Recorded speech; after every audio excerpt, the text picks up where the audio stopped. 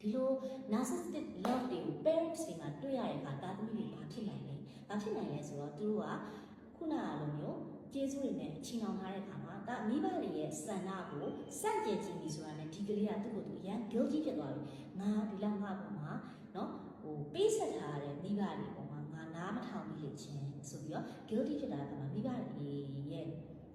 ဆိုဆုံးမမှုနောက်ကိုပဲဒီဇိုင်းမမတ်လိုက်ပါတယ်ဒါပေမဲ့အဲ့ဒီဇိုင်းမမတ်လိုက်တဲ့အချိန်မှာသူအရာရာကိုဆွန့်လို့ရတယ်သူ့ရဲ့ဆန္ဒသူ့ရဲ့ဖြစ်တည်မှုเนาะသူ့ရဲ့ social life เนาะသူ့မိသားစုလည်းဖြစ်ကောင်းဖြစ်မယ်သူချစ်တဲ့တငယ်ချင်းမိတ်ဆွေလည်းဖြစ်ကောင်းဖြစ်မယ်သူချစ်တဲ့တငယ်ချင်းမိတ်ဆွေက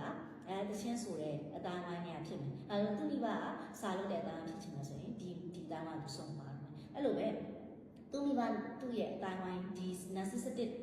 parenting style နဲ့ပတ်သက်လို့အပြစ်တင်တဲ့သူထောက်ပြတဲ့သူရှိလာရင်လည်းဒါသူတို့ထာဝရရန်သူဖြစ်သွားပြီးတော့သူဟာမိသားစုရဲ့လက်ကင်တို့အနေနဲ့လူ့ဘဝစာလေးအနေနဲ့ကြီးပြင်းလာတယ်နော်နောက်ကခုနကပြောသလိုမျိုး narcissistic parent နဲ့အစင်မပြေရဲ့အရာအလုံးကိုကြောခိုင်းလိုက်တဲ့အခါမှာသူတကယ်ညှက်နိုးတဲ့ passions သူရဲ့ hobbies တွေ passions တွေသူရဲ့ desire တွေသူရဲ့ social တွေနောက်က even the marriage life တွေပေါ့နော်ဒါတွေကို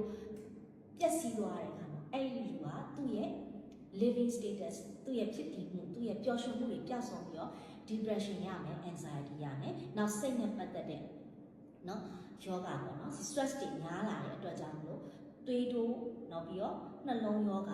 နောက်ပြီးတော့အစာလွန်ပြီးတော့ဘဝလွန်တာတွေဖြစ်နိုင်တယ်အိမ်ရေးတွေထိခိုက်ပြီးတော့ sleep disorder တွေရနိုင်တယ်နောက်ဒီ stress တွေကြောင့်မလို့ဒီအစာအိမ်မှာလည်းနော် acid ထုတ်လွှတ်မှုတွေများပြီးတော့အစာအိမ်ယောဂအနေပြီးတော့ဒီအစာအိမ်ထိခိုက်မှုတွေများပြီး cancer တွေထိအောင်ရောက်သွားနိုင်တယ်ဒါကသူ့ရဲ့ stress တွေကြောင့်မလို့သူခံစားရတဲ့ပြဿနာတွေဖြစ်တယ်ဒါကြောင့်မလို့ narcissistic love တွေကို parents တွေကတွေ့ရလို့ရှိရင်သူတို့ရဲ့သားသမီးတွေက